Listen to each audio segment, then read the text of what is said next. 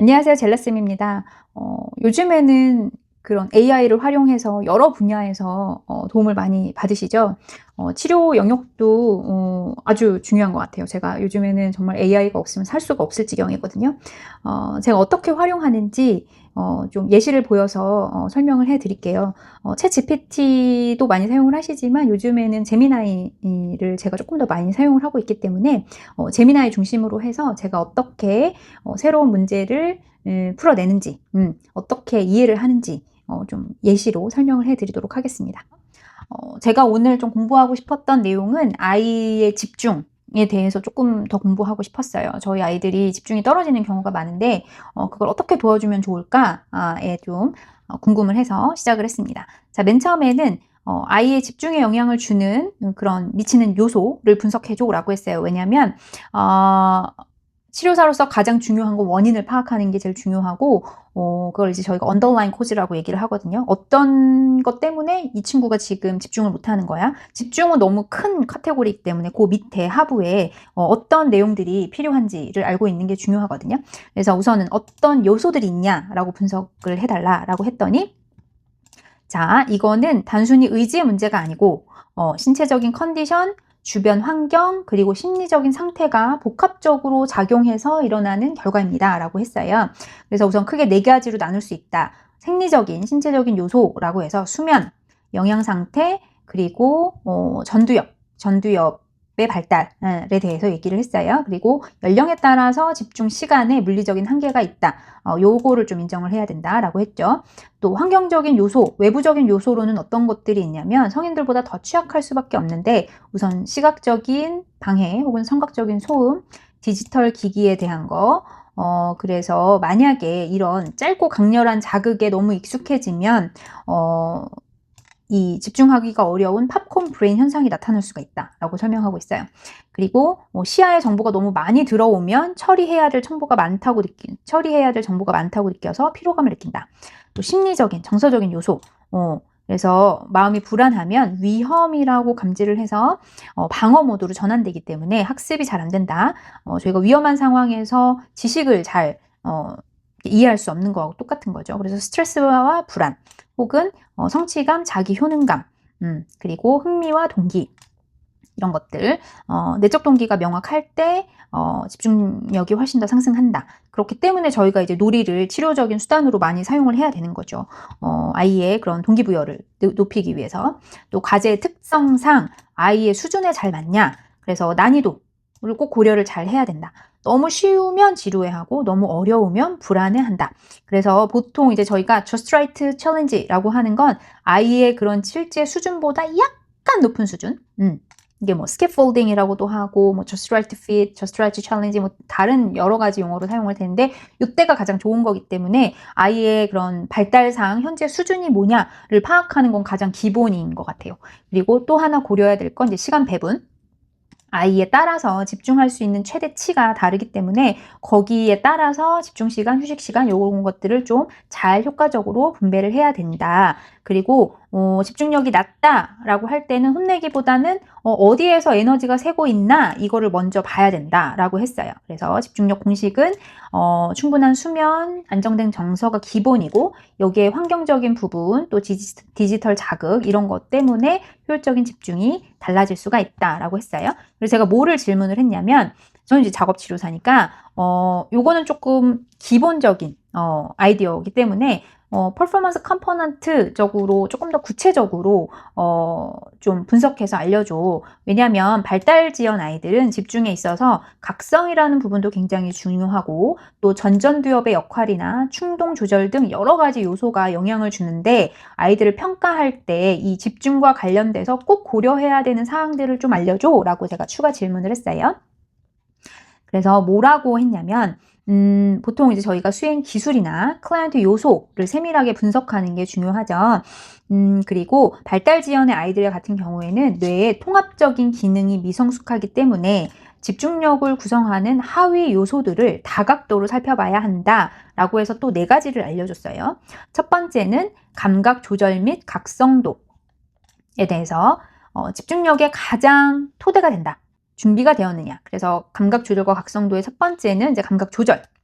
아이의 상태가 각성의 최적 상태가 있는지, 혹은 너무 각성이 떨어지진 않았는지, 혹은 너무 흥분된 상태인지 좀 잘 구분해야 된다. 또 감각 등록에 대해서 그런 주변에 좀 불필요한 자극들을 잘 걸러내는지, 혹은 그런 자극에도 주의가 쉽게 뺏기는지 이를 잘 봐야 되고, 또 고유성성 감각과 전정 감각을 통해서 아이가 몸을 유지하는 것, 그 자세를 유지하는데 너무 에너지를 많이 쓰지는 않느냐, 코어가 충분하게 있느냐, 이 부분을 봐야 된다라고 했고, 또 이게 이제 감각적인 부분이고, 두 번째가 실행 기능이에요. 이건 뇌의 기능이죠. 그래서 억제나 충돌을 조절할 수 있느냐, 혹은 작업 기억력, 이게 인지에서는 우선은 가장 중요한 부분인데, 이 작업 기억력에 대해서 그 작업 기억력이 좋냐, 이 부분 봐야 되고, 또 전환, 한 활동에서 다른 활동으로 주의를 매끄럽게 옮길 수 있느냐, 또 계획 및 조직화, 과제를 시작하기 전에 뭐가 필요하고 순서는 어떻고, 이런 것들을 아이가 할 수 있느냐, 이 전전두엽의 기능이 굉장히 중요하죠. 또 이제 자세 조절과 운동 기술, 이거를 해내는 그런 신체 기술과 연관이 되어 있어요. 그래서 자세 안정성, 코어 근육이 어떤지, 또 시각 통합이 어떤지, 눈으로 정보를 옮기는 거. 그래서 만약 이게 좀 어려우면 금방 피로해지고 집중하기가 어렵게 된다. 또 미세 운동 조절, 소근육 기술은 어떤지. 그래서 만약에 무엇을 할지가 아니고 도구를 어떻게 다룰지에 집중을 너무 많이 해버리면 더 중요한 걸 놓치게 된다. 그래서 요거를 잘 채워야 된다. 이게 이제 세 번째였고, 네 번째가 정서 및 환경적인 요소라고 해서 자기 효능감. 그래서 과제가 너무 어려우면 아이가 자꾸 실패의 경험을 하니까 성공의 경험이 중요하다. 또 환경의 구조화, 시각적인 스케줄로 명확하게 시작과 끝을 잘 알 수 있게 그렇게 아이한테 좀 보조적인 도움을 줘서 좀 구조화를 시켜라 라고 했어요. 그리고 근데 제가 생각할 때 집중은 아이의 인지 수준하고 좀 연관성이 큰 것 같다. 이 부분에 대해서 조금 더 알려달라고 했어요. 그래서 집중하고 인지는 분리된 기능이 아니고 서로를 이렇게 도와주는 공생 관계이기 때문에 아이 인지 수준이 높아야 효율적인 집중이 가능하고, 집중을 잘 해야 인지적인 발달로 이루어지는 선순환 구도를 가지게 된다라고 해서, 이제 인지적 자원 이론, 이에 의하면 저희가 뇌에서는 쓸 수 있는 에너지가 한정되어 있다라고 얘기를 해요. 그래서 만약에 아이가 자동화를 잘 못한다. 뭔가 새로운 기술을 배울 때 첫 번째는 막 집중을 해서 하지만 그게 반복을 하면 나중에 이게 자동화가 되어야 되거든요. 그래서 저희가 크게 신경 쓰지 않아도 연필을 그냥 잡는 것처럼, 저희가 크게 신경 쓰지 않아도 뭐 글씨를 쓸 수 있는 것처럼, 혹은 뭐 자세를 유지할 수 있는 것처럼 이런 자동화 과정을 거쳐야 되는데, 인지 발달이 늦은 친구들 같은 경우에는 일반 아동한테는 아주 쉬운 과제, 글자 읽기, 가위질 이런 것도 에너지가 너무 많이 소비가 되기 때문에 여기에 기본적인 인지 처리의 에너지를 다 써버리면 정작 내용을 이해하거나 집중할 때 쓸 에너지가 없게 됩니다 라고 했고, 또 인지적인 부하라는 게 있어요. 너무 과제가 어려우면 과부하 상태에 빠져서 아예 포기하게 되는 거죠. 또 이게 이제 이론적인 부분이고, 그 뇌에서 쓸 수 있는 에너지의 양. 두 번째는 작업 기억이에요. working memory, 이게 굉장히 중요한 부분인데 이거는 어떤 거하고 비슷하냐면 작업대의 역할을 한다라고 설명을 하고 있어요. 그래서 집중력은 단순히 바라보는 게 아니고 요거 들어온 정보를 계속 머릿속에서 붙잡고 있으면서 이거 해야지 라고 계속 생각하고 있는 거거든요. 그런데 만약에 이거의 기억 용량이 작으면 지시의 앞부분을 듣는 동안 뒷부분을 잊어버려서 집중 흐름이 끊이게 되고, 그래서 여러 단계의 지시사항이 어렵다. 그리고 상위인지, 메타인지라고 하죠. 내가 지금 잘하고 있나? 집중하고 있나? 이 방법이 맞나? 이거를 계속 스스로 모니터링을 해야 되는데 이 기능이 약하면 이제 딴짓을 하는 것도 인지하지 못한다. 또 세 번째는 전전두엽 중심의 실행 기능. 전전두엽 다시 나왔어요. 선택적인 주의력, 중요한 것만 집중하는 거, 지속적인 주의력, 끝까지 계속 집중하는 거, 충동 억제, 중간에 다른 자극이 들어왔을 때 그걸 이렇게 끊어내는 거, 요게 다 전전두엽의 역할이에요. 그리고 이제 인지 수준에 따른 집중의 질적인 차이, 이건 피아제하고 비오스키에 의하면 구체적 조작기 수준, 이거는 실제적으로 사물이 있어야만 이 조작기가 생각을 하는 생각기라는 얘기거든요. 그래서 구체적인 게 있어야지 생각을 할 수 있는 수준이다. 이게 보통 6세 이전 단계인데, 이 인주 수준이면 추상적인 설명만으로는 집중을 유지하기 어렵다. 즉, hands-on material, 실제 뭔가 사물을 가지고 학습을 시키는 게 훨씬 효과적이다. 또 근접 발달 영역, 그래서 인지 수준보다 조금 더 어려운 과제, 이때에 최고의 몰입이 일어납니다. 아까 전에도 설명을 한 부분이죠. 이게 이제 근접 발달 영역이 이론이에요. 그래서 아셔야 될 건 용어는 다르지만 컨셉은 똑같다. 그래서 작업 평가할 때 중요한 건 시간이 짧다라고 결론 내리기 전에 이 원인을 먼저 파악을 해야 된다. 그래서 아이가 언어적인 이해력이 어떤지, 지시사항을 어느 정도 이해하고 있나, 또 시각적인 시지각의 능력은 어떤지, 형태나 배경, 뭐 사물의 모양 이런 것들, 이런 인지 능력이 과연 괜찮은가. 또 작업 분석, 좀 과제 자체를 단계별로 쪼갰을 때 어느 포인트에서 얘가 집중이 좀 어려운가, 계획 단계인가, 수행 단계인가 이런 식으로 해서 해야 되고, 그 시각적인 서포트를 제공하거나 혹은 뇌가 기억해야 할 짐을 좀 덜어주면 집중력이 눈에 띄게 좋아집니다. 라고 얘기를 했어요. 그런데 여기 제 질문 중에서 어떤 포인트가 제가 조금 더 궁금했냐면 네, 여기 아까 자동화 포인트에서 기초적 인지 처리에 에너지를 다 써버리면 정작 내용을 이해하거나 집중하는 데 쓸 에너지가 남지 않게 됩니다. 이 부분이 저한테는 좀 새로운 정보였기 때문에 이 부분에 대해서 조금 더 공부를 하고 싶었어요. 그래서 이 부분, 아예 이 문장을 복사를 해서, 자, 이렇게 제가 복사해서 붙여넣었죠.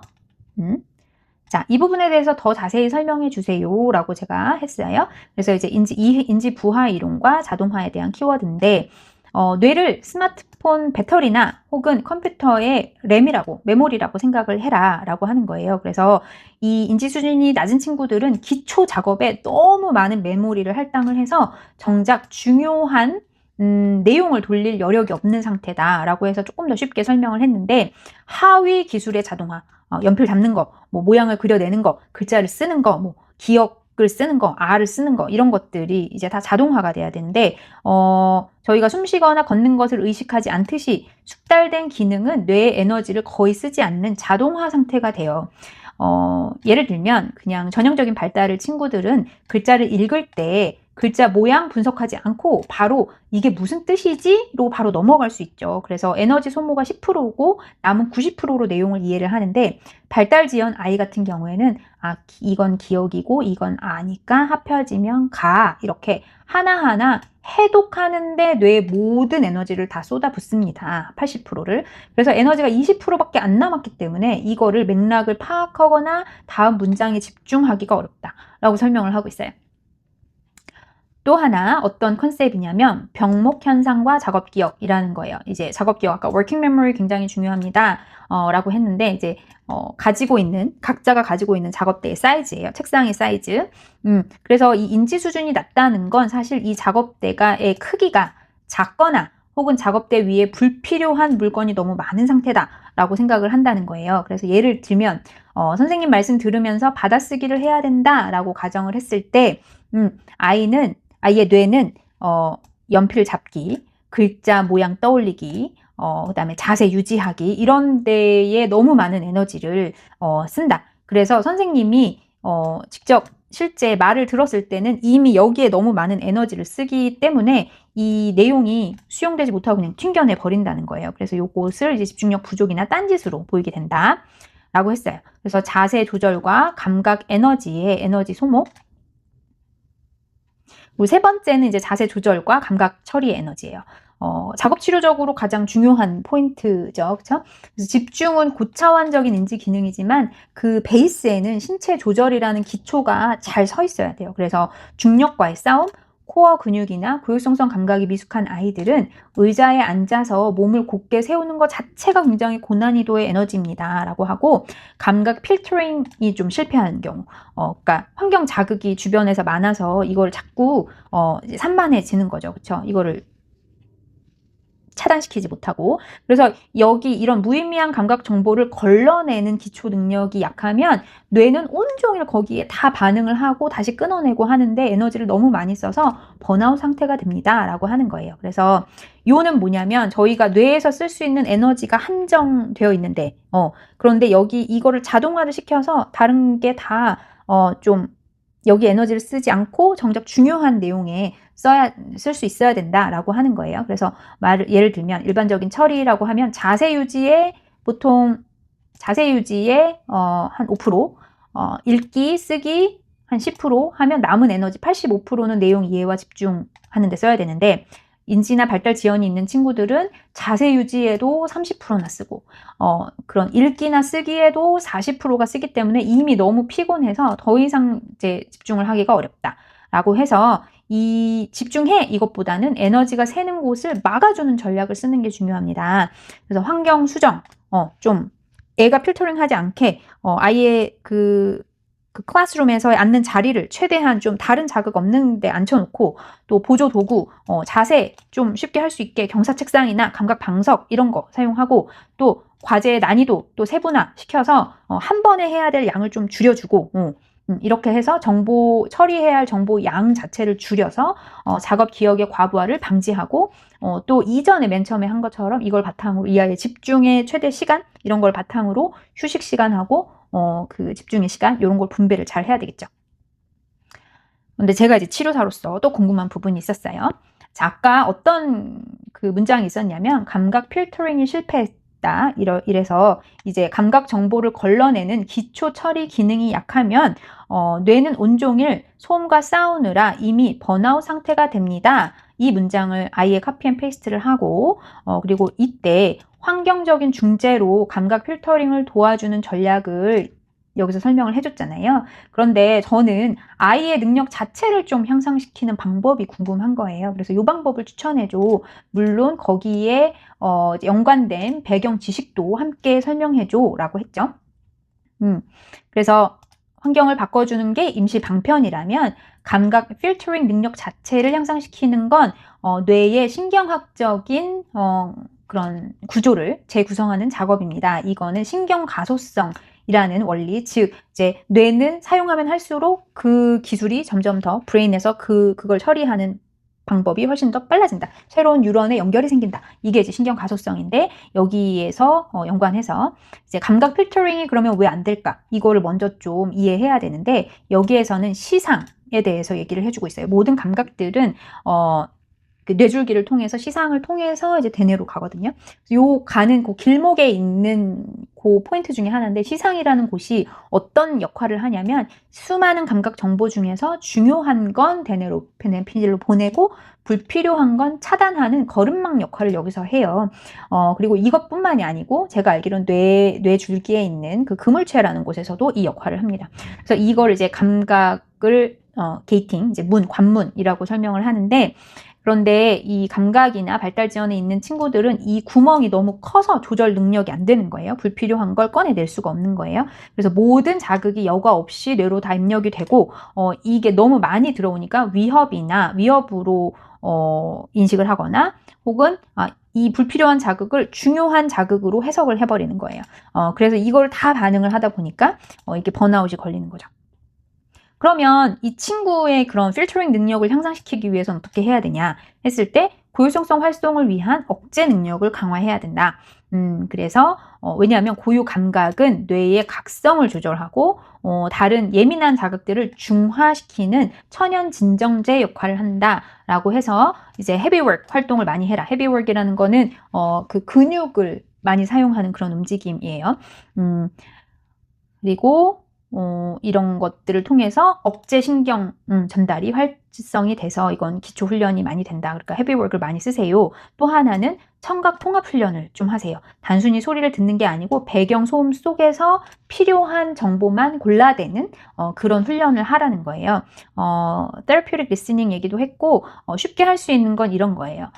배경음악 속에서 엄마가 말하는 단어 맞추기, 여러 악기 소리 중에서 특정 악기 소리가 날 때만 손뼉치기. 또 이건 메인 큐는 이제 백그라운드 그 노이즈에서 시그널을 구별하는 요거를 계속 조절을 하는 거죠. 또 하나는 자기 조절 프로그램이에요. 이건 스스로 내가 지금 각성이 어떻지? 알러트 프로그램인데 내가 지금 너무 흥분해 있나? 내가 지금 너무 각성이 떨어져 있나? 지금 딱 내가 좋은 상태인가? 이거를 계속 스스로 묻고 스스로 전략을 찾는 거. 이거는 전전두엽의 실행 기능을 활용을 하는 거죠. 이제 탑다운 방식이고요. 만약에 감각이 느껴지더라도 저거 그냥 소음이야. 중요하지 않아. 그리고 다시 자기가 중요한 거에 집중을 하는, 스스로 하는 과정이죠. 네 번째는 시각적인 주의 집중 및 억제 게임, 이런 것들이 있다라고 해서 청개구리 게임. 예를 들면 엄마가 앉아라고 하면 서고 서라고 하면 앉아. 이렇게 해서 인지적인 억제 훈련, 이런 것들이 도움이 된다. 스트룹 활동은 빨강색으로 써진 파랑이라는 글자를 보고 빨강이라고 말하기, 뭐 이런 것들이 다 전전두엽의 통제 기능을 좀 강화하는 그런 것들이다라고 했어요.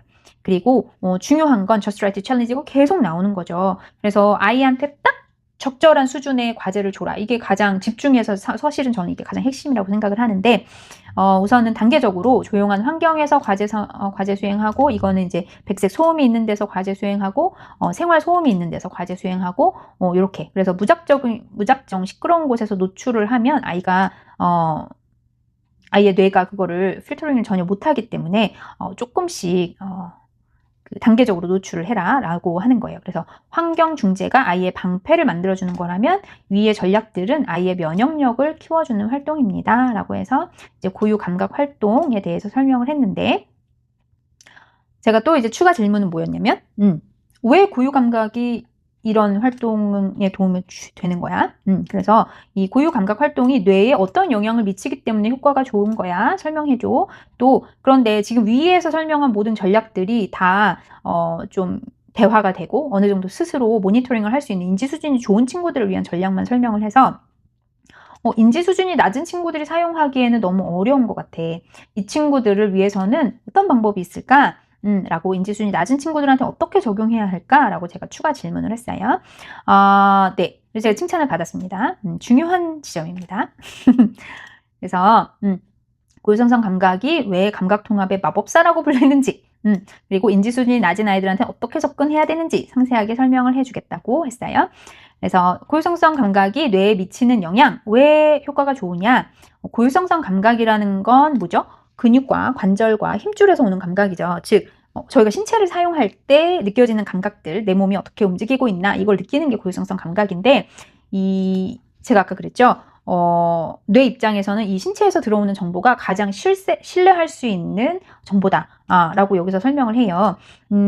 왜냐하면 아까 제가 그랬죠. 모든 감각들은 뇌 줄기를 통해서, 시상을 통해서 대뇌로 가는데, 이 뇌줄기와 시상에서 필터링 역할을 하고 모든 감각들이 여기서 모인다 그랬잖아요. 그런데 여기에서 이 고유 감각이 어떤 역할을 하냐면 억제하는 역할을 해줘요. 중재자 역할을 여기서 해주거든요.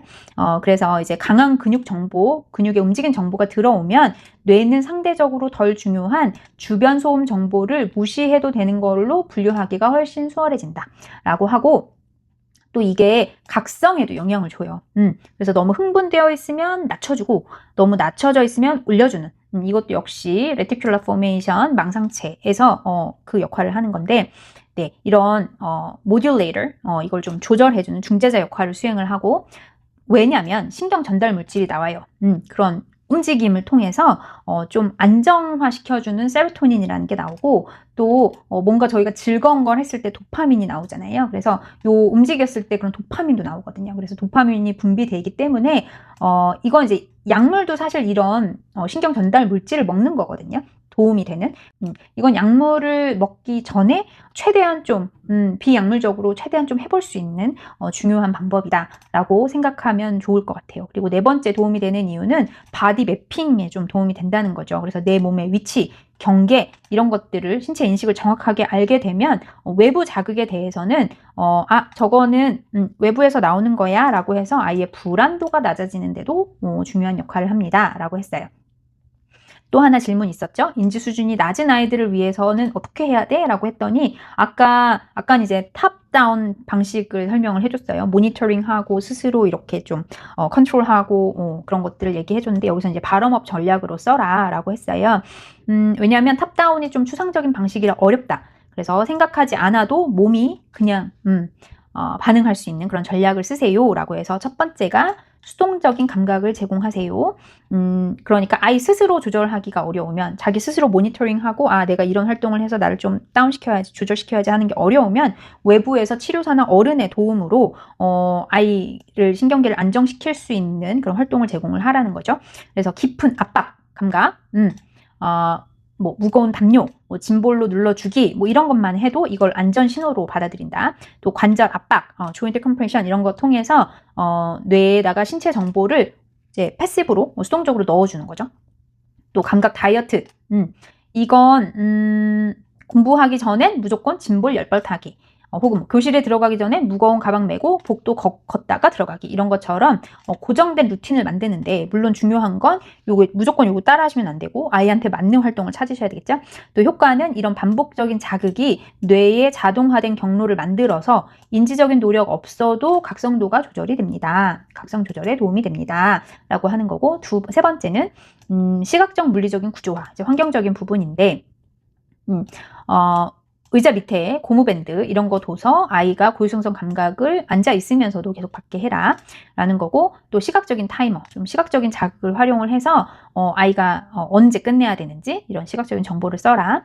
또 네 번째는 신체적으로 도움을 주고, 물론 이제 점진적으로 제거를 해야 되겠죠. 그래서 아이 손을 잡고 무거운 물건을 옮기면서 뭐 그런 감각에 집중하게 하다가, 그래서 이런 신체적인 설명, 인지적인 설명보다는 강한 신체적인 경험 자체를 반복해서 이 행동을 하니까 이게 좋네 라는 것을 아이가 무의식적으로 학습화하게 만들어라 라고 해서, 인지수준이 낮은 친구들은 교육보다는 체험하게 해야 합니다 라고 했고, 아이의 전전두엽이 약하다면 주변의 어른이 아이의 외부의 전전두엽 역할을 해 주어야 합니다 라고 했어요. 그래서 아이가 스스로 조절할 수 있는 능력이 생길 때까지는 환경 세팅, 그리고 이제 센소리 다이어트, 그런 감각 활동들, 그런 것들을 미리 스케줄로 짜주는 것들, 이런 거 도움이 되고, 또 신체 자극을 직접적으로 제공을 함으로써 뇌의 필터링을 억지로라도 촘촘하게 만들어주는 과정이 중요합니다 라고 해서 이제 상동행동에 대한 부분을 이 친구가 얘기를 했어요. 그래서 요게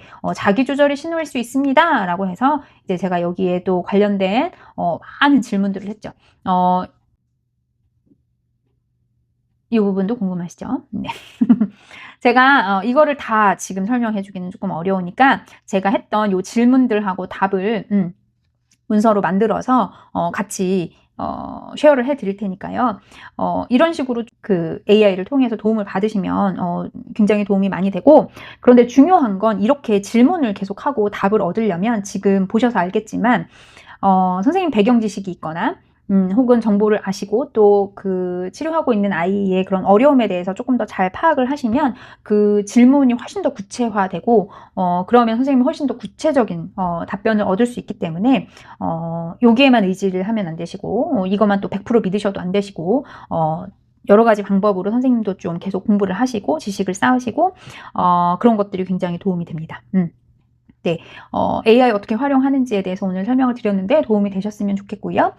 좋으셨다면 좋아요 꼭 눌러주셔서 이게 좀 도움이 될 만한 분들한테 널리 퍼져나갈 수 있도록 해주시면 좋을 것 같아요. 네, 그러면 오늘은 여기까지 하겠습니다. 빠이!